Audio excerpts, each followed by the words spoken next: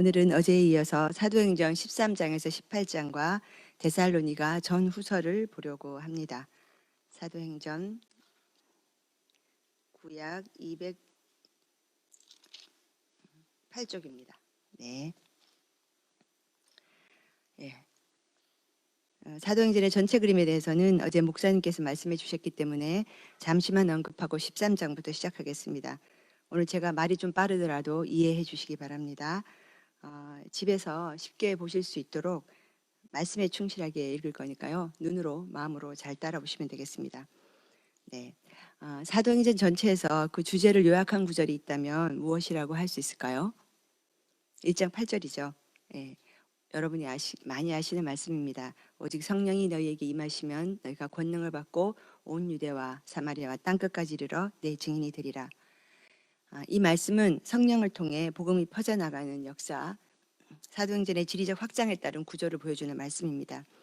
따라서 행전의 나머지 내용은 예수님의 마지막 말씀이 이 땅 가운데 실현되어 가는 과정을 보여주는 것이라고 할 수 있습니다. 복음서에 나타난 예수님은 인류 구원의 사명을 가지고 이 땅에 오셨지만 그 활동 범위가 거의 이스라엘을 벗어나지 않았습니다. 하지만 예수님 승천 후에 제자들에게 그 사역이 맡겨지고 복음이 이스라엘의 한계를 벗어나서 소아시아와 당대 세계 중심지라고 하는 황제 복음이 만연한 로마로 퍼져나가면서 유대인과 이방인의 차별이 없는 보편적 구원의 시대가 열리게 되었습니다. 그러나 초기의 사도들과 예루살렘 교회는 분명히 주님의 명령을 따라 활동했음에도 불구하고 예루살렘 밖으로 나가기를 주저합니다. 그들은 예수님이 말씀하신 땅끝을 제대로 이해하지 못했고 그것이 모든 지역의 모든 사람이 아니라 모든 지역에 있는 유대인으로 보고 하나님 나라에 대한 시각이 주님의 뜻과는 거리가 먼 자기 민족을 넘어가지 못하는 우물한 개구리와 같았습니다. 결국 스테판의 순교 이후에 핍박을 받고 주님이 강제로 그들을 흩으시면서 복음이 팔레스타인 밖으로 나아갔고 그 결과 흩어진 자들이 유대와 사마리아, 베니게의 굽으로 어제 말씀하신 11장 안디옥까지 복음을 전하게 됩니다. 안디옥에서 처음으로 헬라인에게도 복음이 전파되고 비로소 거기서 제자들이 그리스도인이라 불려지게 됩니다. 어제 새벽에도 말씀해 주셨지만 모든 선교의 출발점이 박해로부터 비롯된다고 하셨는데 고난이 없으면 우리는 늘 안주하기 좋아하는 사람인 것 같습니다. 우리가 그리스도인이라는 정체성을 올바르게 자리매김하는 데에는 반드시 훈련과 고난의 풀무를 통과하는 시간이 필요한 것 같습니다. 이제 13장 들어가시겠습니다. 13장은 바울의 선교 거점지인 수리아에 있는 안디옥 교회 이야기로 시작됩니다. 1절에서 3절을 보시면 안디옥 교회 선지자와 교사 몇 사람이 성령의 음성을 듣고 바나바와 사울을 함께 선교사로 파송합니다. 2절에 주를 섬겨 금식할 때 성령이 이르시되 내가 불러 시키는 일을 위하여 바나바와 바울을 따로 세우라 하시니 이에 금식하며 기도하고 두 사람에게 안수하고 보내니라. 초대교회를 탄생시키고 이끄시는 역사의 주체는 성령님이십니다. 성령의 약속과 오심, 성령이 사람을 변화시켜 죄를 회개하게 하고 사도들을 움직여 교회를 이루고 병자를 치유하고 어디로 가서 무엇을 해야 할지, 누구를 교회 일꾼으로 세워야 할지 모든 성도의 삶의 성장과 그 원동력이 성령이었습니다. 4절 바나바와 바울이 성령의 보내심을 받아 1차 선교여행을 떠나는데 13장과 14장은 1차 여행에 대한 기록입니다.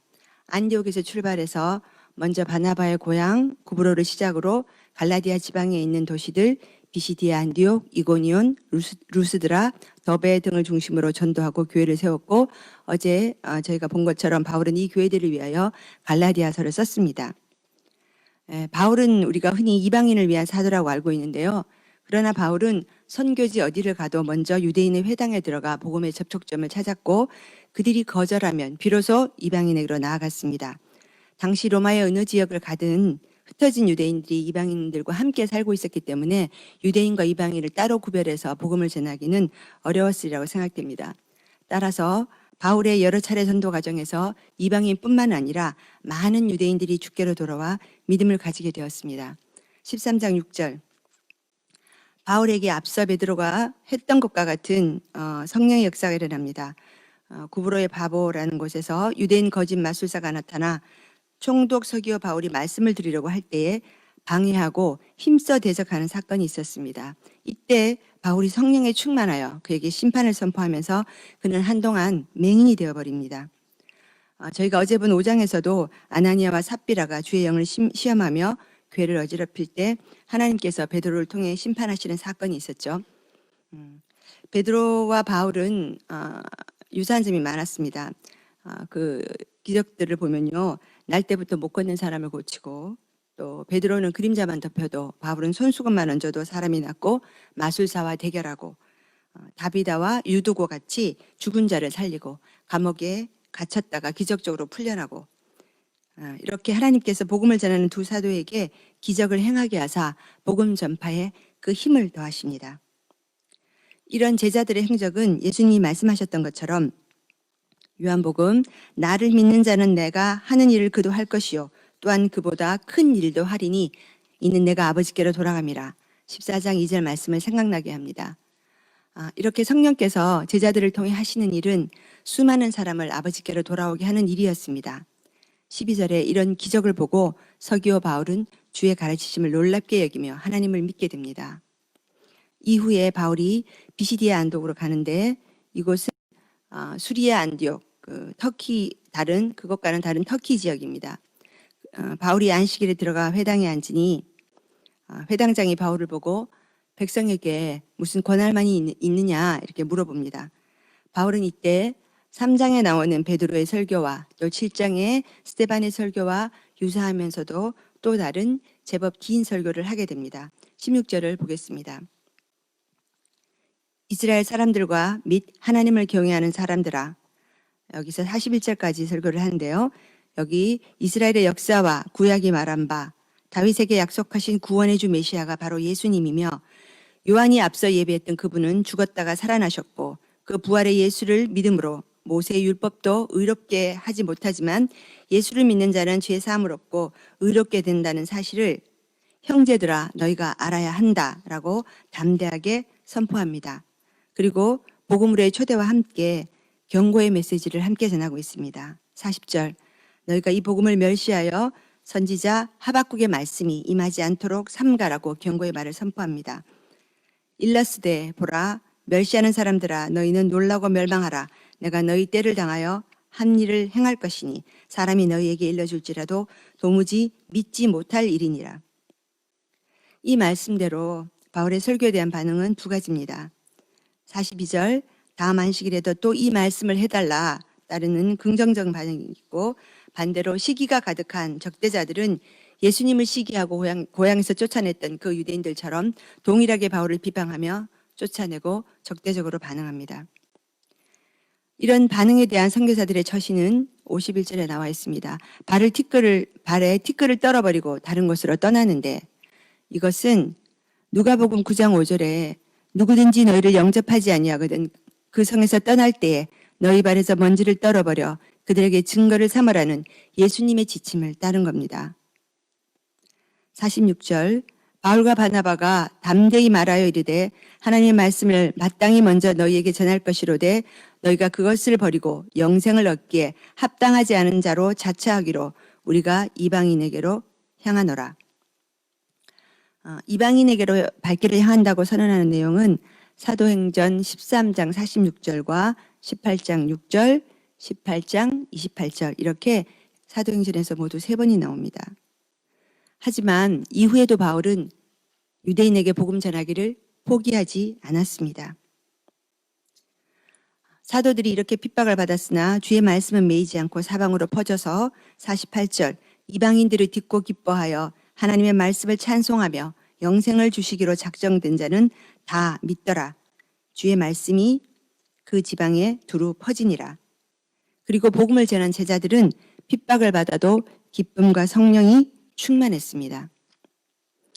14장입니다. 사도들은 이제 이고니온으로 갑니다. 1절 거기서도 회당에 들어가 말씀을 선포하니 유대와 헬라의 허다한 무리가 예수를 믿게 됩니다. 하지만 순종치 않는 유대인들이 이방인을 선동하여 돌로 치려고 달려드니 루스드라와 더베로 피신하고 바울은 피신하면서도 또 그것에서 복음을 전합니다. 바울은 루스드라에서 8절 날 때부터 발을 쓰지 못하는 사람을 만나지만 그 안에 구원받을 만한 믿음이 있는 것을 보고 큰 소리로 내 발로 바로 일어서라 명령할 때에 그가 일어나서 걷는 기적을 보게 됩니다. 그 치유 사건으로 인해 사람들이 사도들을 향해 소리질러 말하기를 신들이 사람의 형상으로 나타났다. 제우스다, 헤르메스다 하며 제사를 지내려고 달려들어서 하지 못하도록 겨우 말리는 사건이 벌어집니다.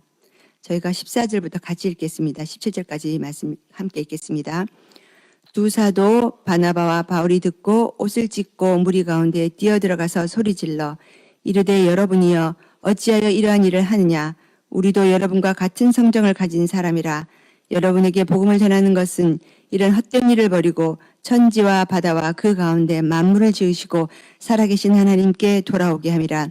하나님이 지나간 세대는 모든 민족으로 자기들의 길들을 가게 방임하셨으나 그러나 자기를 증언하지 아니하신 것이 아니니 곧 여러분에게 하늘로부터 비를 내리시며 결실기를 주시는 선한 일을 행하사 음식과 기쁨으로 여러분의 마음에 만족하게 하셨느니라 하고, 당시 로마 제국의 소아시아는 제우스 신전에서 기후와 또 채소의 신들에게 제사를 지내며 풍요를 빌었습니다.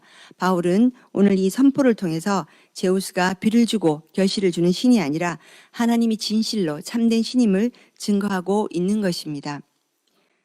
그런데 그 뒤를 이제 보시면 안디옥과 이고니온에 있던 유대인들이 얼마나 강력히 저항하고 회방을 놓았는지 루스드라까지 와서 무리를 선동합니다. 그래서 그들이 죽을 만큼 돌로 쳐서 바울을 도시 바깥으로 내쳐놓습니다. 그런데 20절에 놀라운 일이 벌어집니다. 분명히 바울은 돌 맞아 죽은 줄 알았는데 제자들이 둘러섰을 때에 마치 아무 일도 없었다는 듯이 다시 일어나 성에 들어갔다가 그 다음날 더베로 가서 또 복음을 전하고 있는 것입니다. 하나님이 바울을 고쳐주셔서 죽음에 가까운 그 경험에서 살아났습니다. 그러면 조용히 쉬기라도 해야 되는데 인간적으로 생각할 때 이런 사람은 참 이해하기가 어렵습니다. 제가 이 말씀 보면서 어떤 말씀이 생각났냐면요. 여러분 히브리서 11장 믿음장을 아시죠? 믿음으로 노아는 믿음으로 아브라함은 이렇게 믿음의 사람들에 대한 기록이 나오는데 그 가운데 바울보다 더 끔찍한 일을 당한 사람들의 이야기도 나옵니다. 제가 35절부터 11장 35절부터 한번 읽어보겠습니다. 여자들은 자기의 죽은 자들을 부활로 받아들이기도 하며 또 어떤 이들은 더 좋은 부활을 얻고자 하여 심한 고문을 받고 구차히 풀려나기를 원하지 아니하였으며 또 어떤 이들은 조롱과 채찍질뿐 아니라 결박과 옥에 갇히는 시련도 받았으며 돌로 치는 것과 톱으로 켜는 것과 시험과 칼로 죽임을 당하고 양과 염소의 가죽을 입고 유리하며 궁핍과 환난과 학대를 받으니. 여러분, 이 모든 시련에도 불구하고 예수를 위하여 믿음을 잃지 않고 지킨 사람들에 대하여 38절에 이렇게 얘기합니다. 이런 사람은 세상이 감당하지 못하느니라 성경이 말씀하고 있습니다. 여러분, 이런 믿음 가진 자를 세상이 어떻게 감당할 수 있겠습니까? 지금 우리 가운데 이보다 더한 어려움과 고난 가운데 계신 분은 흔치 않으리라 생각해 봅니다. 하나님은 우리에게 아무 고난 없는 인생을 약속하지 않으셨습니다. 하나님의 백성들이 그의 통치 가운데 있으면서도 이 땅의 어두움과 죄악으로 말미암아 피조물로 모두 다 함께 탄식하며 고통을 겪고 있다고 로마서 8장 22절이 말씀하고 있습니다. 그래서 우리가 속으로 다 탄식하지만 몸의 속량을 기다리며 보이는 것이 아니라 보이지 않는 소망을 바라며 참음으로 기다리는 겁니다. 우리가 어떻게 기다릴 것인가에 대해서는 또 데살로니가서에도 보게 될 것입니다. 사도들은 어떤 고난도 피하지 않았고 오직 믿음으로 성령의 능력을 힘입어 정면 돌파하며 승리했던 것입니다. 이러한 초대교회의 사도들은 핍박이 일어날수록 하나님은 그들을 통해서 더 많은 자들이 구원을 얻게 하셨고 복음은 만민을 향해 더욱 확장되어 갔습니다. 14장 21절 보겠습니다. 복음을 그 성에서 전하여 많은 사람을 제자로 삼고 루스드라와 이고니온과 안디옥으로 돌아가서 제자들의 마음을 굳게 하여 이 믿음에 머물러 있으라 권하고 또 우리가 하나님의 나라에 들어가려면 많은 환난을 겪어야 할 것이라 하고, 그래서 바울은 더베에서도 또 많은 사람을 제자 삼았고 이제 왔던 길을 거쳐서 다시 안디옥으로 돌아가 이방인에게 믿음의 문을 연 것과 주의 역사를 교회에 보고함으로써 1차 전도 여행을 마칩니다. 네. 15장은요.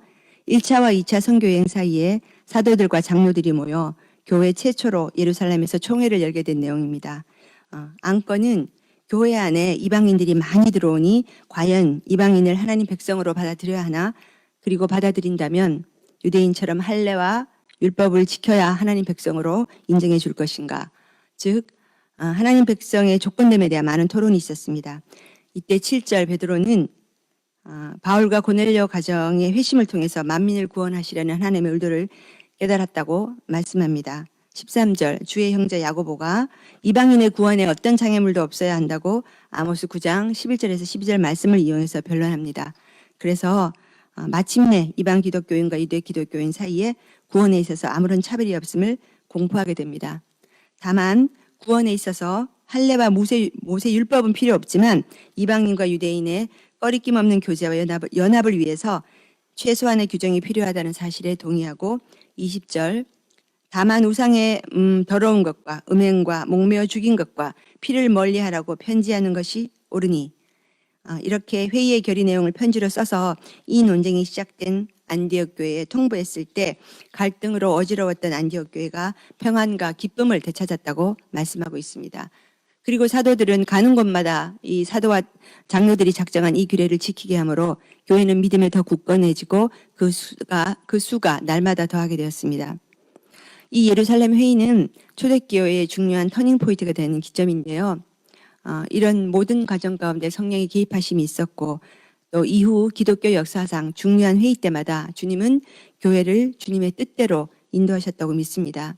저희가 교회 안에 어떤 문제들을 해결해야 할 때 서로 다투고 주장할 것이 아니라 우리 안에 모두 성령이 계시지 않습니까? 하나님의 이끄심이 어떠한가를 살피고 성령께서 가장 좋은 길 주시도록 그 뜻과 계획을 알 수 있도록 함께 기도하면 좋겠습니다. 16장입니다. 16장부터 바울은 2차 전도 여행에서 마가 요한의 문제로 바나바와 헤어지고 실라와 함께 떠나는데 그의 영적인 아들 디모데를 만나 7절 아시아로 가려고 하지만 예수의 영이 허락지 않았기로 환상 가운데 마게도니아로 가라는 지시하심을 받아 배를 타고 마게도니아의 첫성 빌립보로 들어가게 됩니다. 14절 주께서 두아디라시의 자색 옷감 장사 루디아의 마음을 열어 예수를 믿게 하시고 그 온 집이 세례를 받으니 그녀가 바울을 강권하여 자기 집에 머물게 합니다. 17절부터는 빌립보에서의 전도를 기록하고 있습니다. 점치는 귀신이 들린 여종의 그 귀신을 쫓아주는 사건으로 인해서 바울은 그 주인에 의해 붙들려 매로 많이 맞고 옥에 갇히는데, 옥에서 바울과 실라가 기도하고 찬양하는 동안 하나님의 초자연적인 도우심으로 큰 지진이 일어나서 옥문이 열립니다. 지키던 간수가 제수들이 도망한 줄 알고 자결하라고 할 때 바울이 소리를 질러 내 몸을 상하게 하지 말라 멈추게 하고 그와 그 가정에 예수를 전합니다. 갑자기 이 놀라운 일을 겪은 간수가 두려움 가운데 묻습니다. 30절 선생들이여 내가 어떻게 하여야 구원을 받으리이까? 바울이 복음의 핵심을 그에게 전합니다. 31절 32절 함께 읽겠습니다.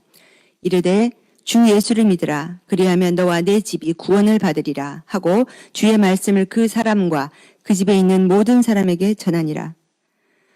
여러분 가운데 아직도 믿지 않는 가족이나 주변 분들 때문에 육체적, 정신적으로 고통을 받고 있는 분이 계십니까?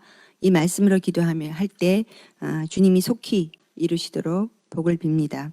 네, 17장 바울이 풀려난 후에 이제 데살로니가로, 베레아로, 아덴으로, 고린도로 가게 되는데 데살로니가에서도 핍박이 심해서 3주밖에 있지 못했습니다. 예수를 전하는 그 3주 동안에 또다시 유대인들의 시기로 불량배들이 야손의 집에 쳐들어가고 바울과 실라는 이들을 피해 밤에 베레아로 가게 됩니다. 베레아 사람들과 데살로니가 사람들이 복음을 받는 태도가 극명하게 달랐다고 11절이 기록하고 있습니다. 그런데 데살로니가의 유대인들이 베레아까지 쫓아가서 또 무리를 선동하는데 이 같은 사건이 루스드라에서도 있었죠. 안디옥과 이고니온에 있는 사람들이 그 루스드라까지 바울을 쫓아가서 괴롭혔던 그 사건과 동일한 사건이 또 있었습니다. 이때 형제들이 바울을 이제 아덴으로 인도해 가고, 바울은 또 피신해 가면서도 어느 곳에서든지 복음 전하는 일을 쉬지 않았습니다. 실라와 디모데는 베레아에 남았습니다. 16절 보겠습니다. 바울이 이제 아덴에 갑니다. 그 아덴을 보니 온 도시가 우상으로 가득 차 있는 것을 보고 마음에 격분이 일어나 회당에서는 유대인과 광장에서는 만나는 사람들과 날마다 예수를 변론했다고 말씀합니다. 그러나 우상 숭배의 그 도시 아덴에서는 교회가 세워지지도 않았고 세례받은 사람도 없고 아덴에 보내는 서신도 신약에는 없습니다. 이 시대가 이와 같지 않나 생각해 봅니다. 갖가지 사상과 신을 섬기는 범사의 종교적인 성향은 가지고 있으나 그리스도의 참 부활에 대한 메시지는 사람들의 그 완악한 마음에 와닿지 않았고 관심 대상도 아닙니다. 또한 많은 이단과 또 잘못된 교류들이 난무하고 있는데 교회는 교회 안에만 갇혀 세상으로 나아가서 소금이 되어야 할 일에 대해서는 오랫동안 관심을 기울이지 못하고 아직도 많이 서툰 것 같습니다. 우리는 교회가 그 고민을 하고 있습니다. 교회다운 교회로 올바른 길로 나아가도록 주님이 지혜 주시기를 간구합니다. 18장 바울은 이제 고린도로 가서 이달리아에서 온 브리스길라와 아굴라를 만나 천막 만드는 일로 함께하면서 안식일마다 여전히 회당에서 강론하고 예수는 그리스도다 유대인들에게 증언합니다. 회당장 그리스도를 통해 수많은 사람들이 믿고 세례를 받는데 여기서 1년 반 동안 하나님 말씀을 가르치고 또 거기에서 데살로니가 전후서를 씁니다. 이제 바울의 2차 선교여행을 마치게 되는데요. 그 2차 선교여행 동안에 우리가 주목해서 보아야 할 주제가 예수님을 믿지 않는 유대인들이 이방인들 가운데에서 복음을 대적했다라는 그것입니다. 이 대적의 클라이막스가 18장 12절에서 17절 회당장 소수대네를 잡아 때리는 그 고린도에서 장면입니다. 읽어보시기 바랍니다. 자, 이후에 바울이 에베소로 예루살렘으로 갔다가 안디옥으로 돌아가서 2차 여행을 마칩니다. 저희 내일부터는 또 다른 우리 목사님이 하실 거고요. 데살로니가 전후서, 나머지 사도행전은 내일 들어가게 되고요. 데살로니가 전후서, 고린도에서 썼다는 데살로니가 전후서를 보겠습니다. 그 데살로니가서를 비롯 포함한 바울 서신들은 바울이 방문했던 그 도시들의 그 교회들이 안고 있는 특수한 상황, 그 문제에 대해서 바울이 목회자, 신학자로서 사도의 권면과 위로와 교훈을 기록하고 있습니다. 그 데살로니가 전후서에 대한 전체 그림이 화면에 나와 있습니다. 성경을 읽으면서 제가 설명하겠습니다. 바울이 이제 빌립보에서 폭행을 당하고 옥에 갇히고 또 엄청난 고난을 받았는데 그래도 계속 전진해서 데살로니가로 나아갔고 데살로니가 역시 만만치 않아서 거기서도 많은 싸움이 있었다는 것을 저희가 잠깐 전에 보았습니다. 하지만 그의 데살로니가 전도가 헛되지 않았던 것을 볼 수 있습니다. 1장 3절 보겠습니다. 바울은 먼저 소문을 통하여 데살로니가 교회의 믿음의 그 역사와 사랑의 수고와 소망의 인내에 대해서 들었고 마게도냐와 아가야 그 다른 지방에까지 믿음의 본이 되고 있음을 들었습니다. 이에 칭찬과 감사로 하나님께 영광을 돌리는 내용이 나옵니다. 또 5절 보면요. 사도들이 전한 복음은 말로만 이른 것이 아니라 능력과 성령과 큰 확신으로 전달되어 데살로니가 사람들은 성령의 기쁨으로 말씀을 받았고 2장 13절 2장으로 넘어가겠습니다. 결국 하나님 말씀이 데살로니가 성도들 속에서 강하게 역사하는 놀라운 일이 일어났습니다. 그런데 바울이 데살로니가를 떠나고 얼마 안 돼서 두 가지 문제가 교회에 발생합니다. 하나는 바울이 어떤 사람인가 하는 질문이고 또 하나는 데살로니가 교회의 정체성에 관한 질문이었습니다. 바울이 어떤 사람인가? 사도는 자신을 변호합니다. 2장 7절. 데살로니가 교회를 향한 바울의 마음이 9절마다 나타나 있는데 부모가 자녀를 양육하는 것과 같이 복음만이 아니라 목숨까지도 주고 싶을 만큼 너희를 사랑한다라고 말하고 있습니다. 10절에 우리가 너희 믿는 자들을 향하여 어떻게 거룩하고 옳고 흠없이 행한 것에 대하여 너희가 증인이요 하나님도 그러하시도다라고 말씀하고 있습니다. 19절을 보면 데살로니가 교회는 사도 바울에게 소망이요 기쁨이며 영광의 면류관이었습니다. 바울은 얼굴로는 떠나 있으나 마음으로는 떠나 있는 것이 아니었기 때문에 데살로니가로 들어가서 문제를 해결하고 성도들 얼굴 보기를 열정으로 힘썼지만 사탄의 방해로 실패하고 맙니다. 3장. 그래서 하는 수 없이 아단에 머물면서 디모데를 대신해서 보내게 되고 이 새로운 그리스도인들을 살펴보게 했는데 디모데가 가져온 소식은 무척 긍정적이었습니다. 데살로니가 교회는 복음을 받는 시점부터 핍박을 받았지만 아직 연약함에도 불구하고 믿음으로 고난과 박해를 잘 견디고 주 안에 굳게 서 있으며 또 그들이 바울을 다시 보고 싶어 한다는 내용이었습니다. 디모데의 이름 보고에 힘을 얻은 사도 바울은 데살로니가로 가는 그 길이 다시 열리기를 기도합니다. 그리고 기도할 뿐 아니라 편지를 써서 교회의 몇 가지 문제를 해결하고자 했습니다. 먼저는 교회 내에 그 성적 타락인 그 음란의 문제가 있었습니다. 바울은 이에 대하여 거룩함이야말로 교회에 대한 하나님의 뜻이라고 말씀합니다. 4장 3절 하나님의 뜻은 이것이니 너희의 거룩함이라. 이것을 저버리는 자는 사람을 저버림이 아니라 성령을 주신 하나님을 저버리는 것이라 라고 8절이 말씀하고 있습니다.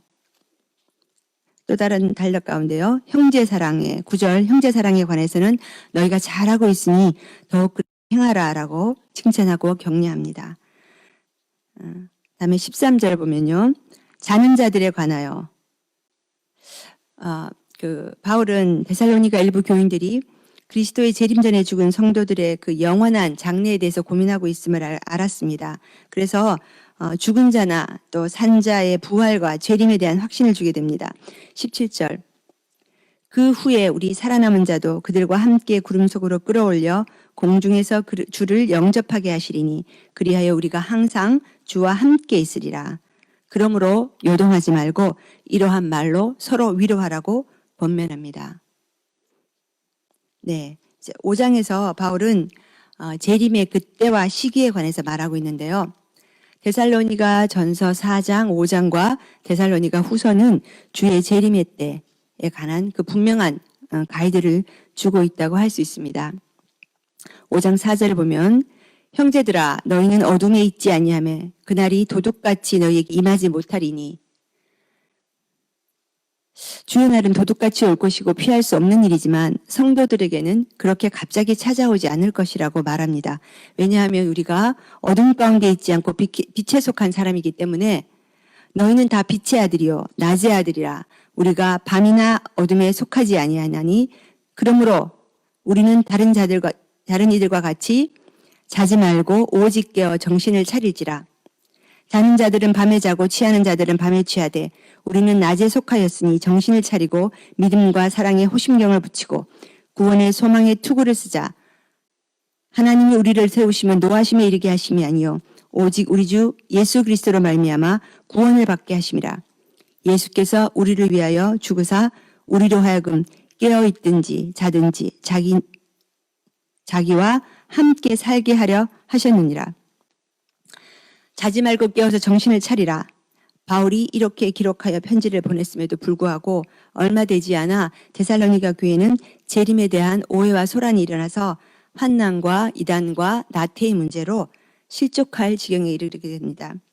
이때 바울은 한 번 더 편지를 써서 박해로 인한 고난을 극복하도록 격려하는데 성도가 받는 고난은 하나님 나라에 합당한 자로 여기심을 받는 표식이다라고 1장 데살로니가 후서 1장 5절에 이제 말씀하시면서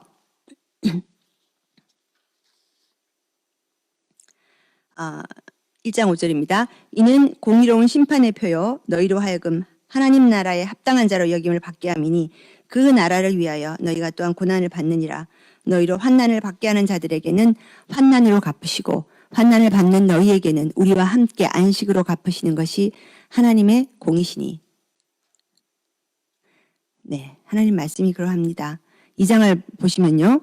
재림에 대해서는 징조가 있다고 말씀합니다.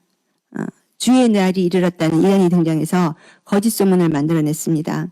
그러나 누가 어떻게 하여도 미혹되지 말고 8절에 예수께서 그 입의 기운으로 사단을 죽이시고 강림하실 그때에 진리를 믿지 않고 불의를 좋아하는 모든 자들은 심판을 받게 될 것이라고 말씀합니다.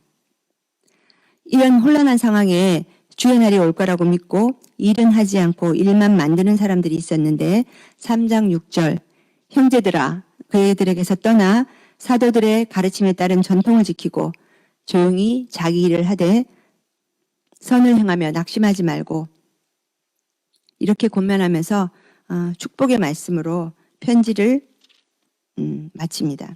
오늘 사도행전 13장에서 18장과 데살로니가 전후서를 다 보았는데요.